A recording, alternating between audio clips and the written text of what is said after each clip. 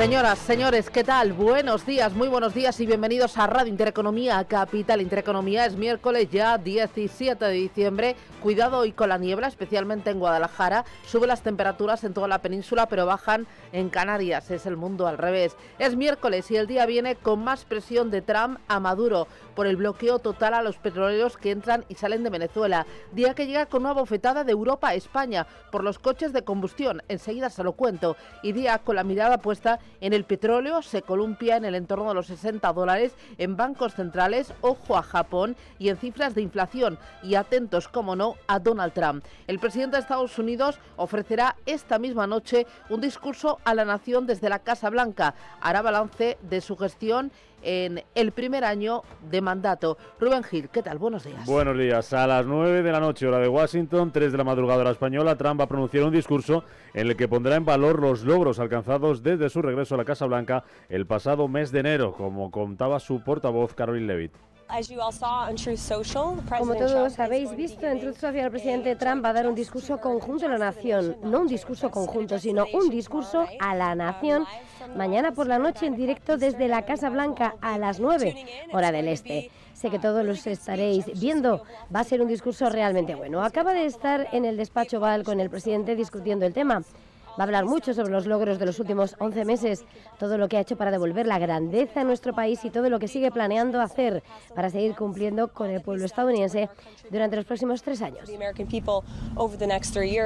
No se conocen mucho más detalles sobre los asuntos que abordará Trump en ese discurso de esta noche, pero se espera que esté marcado también por la inmigración, la política exterior y la seguridad. Una comparecencia que se produce en un contexto marcado por la antesala del año electoral, con esos comicios de mitad de mandato dentro de unos meses, y por la situación económica de Estados Unidos después de que ayer el mercado laboral diera nuevos síntomas de debilidad, con un aumento de la tasa de desempleo hasta el 4,6%, la más alta en 4 años. Trump va a hacer balance de un año en el que ha impuesto aranceles a sus socios comerciales, se ha enfrentado a aliados como la Unión Europea y la OTAN por cuestiones como el gasto en defensa y la guerra en Ucrania. El discurso va a ser el primero de este tipo en varias semanas y está generando muchas expectativas sobre posibles anuncios por parte del presidente de los Estados Unidos. Donald Trump tiene hoy un día intenso en su proceso de selección para sustituir a Jerome Powell al frente de la Reserva Federal. Entrevistará al gobernador del organismo, Christopher Waller. Sigue el casting y según publica el Wall Street Journal, hoy le toca pasar examen a Waller, un firme defensor de bajar los tipos de interés. El actual gobernador de la Fed,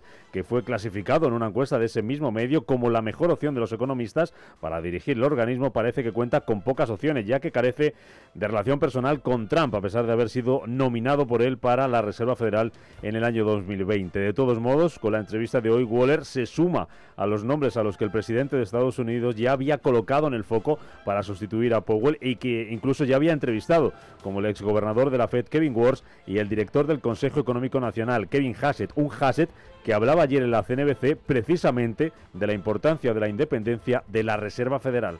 La independencia de la Reserva Federal es realmente importante, y al igual que son las voces de las otras personas del Comité Federal del Mercado Abierto, y por eso la forma de tomar decisiones sobre el tipo de interés debe ser a través de un consenso basado en los datos. Y en los mercados, las bolsas caen tras las nóminas en Estados Unidos. Hoy los operadores esperan cifras de inflación antes de la reunión del Banco Central Europeo de mañana, y el petróleo rebota por el bloqueo a Venezuela. Eva Villanueva. Pues sí, muy buenos días. En Wall Street el S&P 500 cedía tímidamente, el Dow Jones también, aunque algo más, un 0,6%, se dejaban ambos en su tercera sesión consecutiva de recortes, mientras el tecnológico Nasdaq se recuperaba algo del terreno perdido. Jornada en la que los inversores asimilaban esos datos retrasados del mercado laboral, nóminas que aumentaban en noviembre tras la caída fuerte de octubre, pero con una tasa de empleo, como decíais, que alcanzaba máximos de 4 años y causa-efecto los operadores siguen sin ver un recorte de tipos en enero por parte de la Fed, esa herramienta de FedWatch que arroja una probabilidad de apenas el 25% de un posible recorte en la próxima cita cuando se inicie el mes de enero. En este escenario, el índice dólar es uno de los que capta la atención, lo tenemos en 98,39 unidades y vemos, por supuesto, como el Treasury, ese bono de referencia a 10 años, se mantiene casi sin cambios tras haber cedido esta noche en ese 4,16%. Importante en la crónica de cierre también lo que han sido las acciones del sector energético.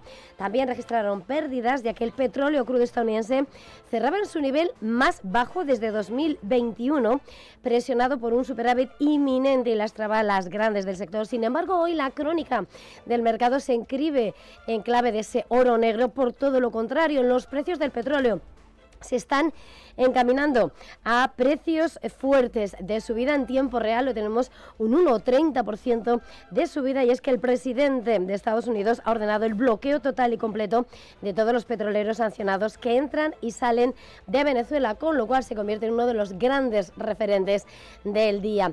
En esas materias primas también vemos avances al oro en los $4.334 y las bolsas que perfilan un inicio de sesión en el que Wall Street duda, y vemos como Europa, que tiene que recibir datos de inflación en la eurozona y en el Reino Unido, avanza por lo mínimo en los futuros del DAX. Todo en una jornada en la que en Asia se ascribe la jornada con signo mixto. El índice Nikkei avanza un 0,28% en la previa de que arranque la reunión de 2 días de su Banco Central, y por supuesto con la mirada a un mercado de criptomonedas donde el Bitcoin hoy pierde el 1,31%.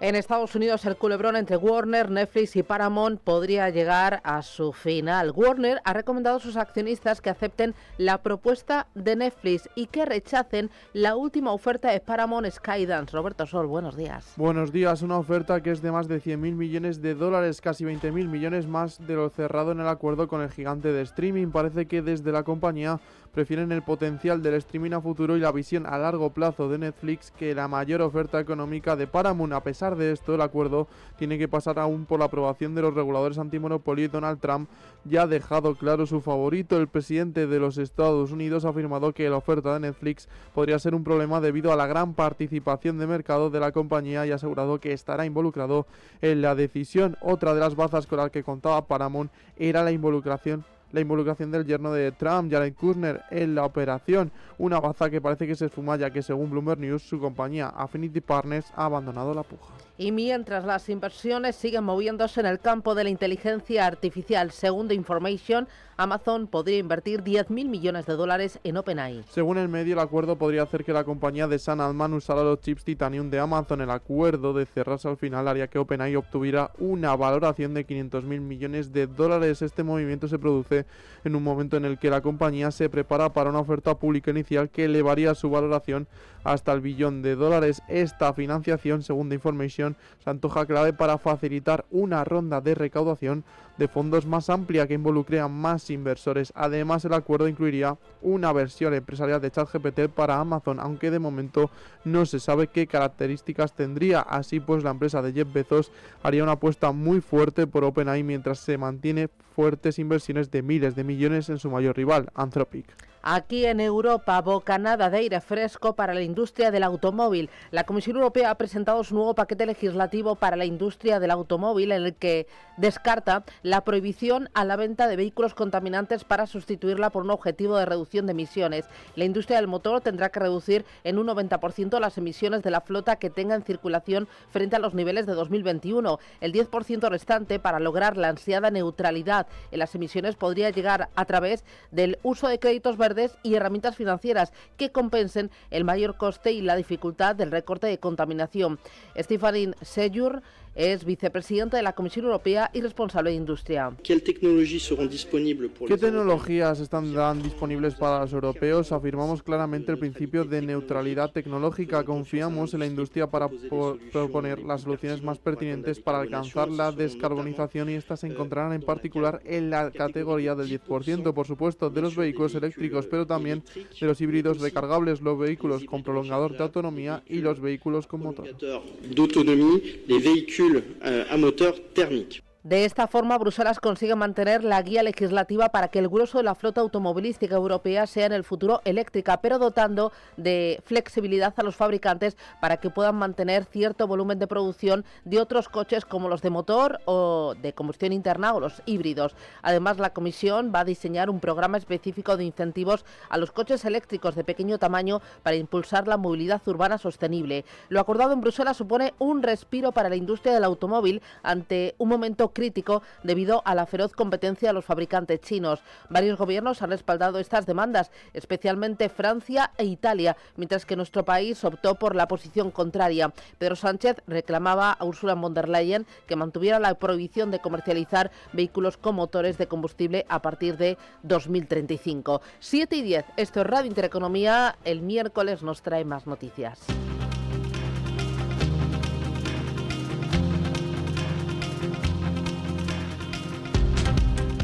En clave internacional, Donald Trump aumenta la presión sobre Nicolás Maduro y ordena el bloqueo total de los petroleros que salen y entran de Venezuela. La medida se produce después de que las Fuerzas Armadas estadounidenses confiscaran la semana pasada un barco petrolero frente a la costa de Venezuela. En una publicación en redes sociales, Trump anunciaba el bloqueo argumentando que Venezuela estaba utilizando el petróleo para financiar el tráfico de drogas y otros delitos como asesinatos y secuestros.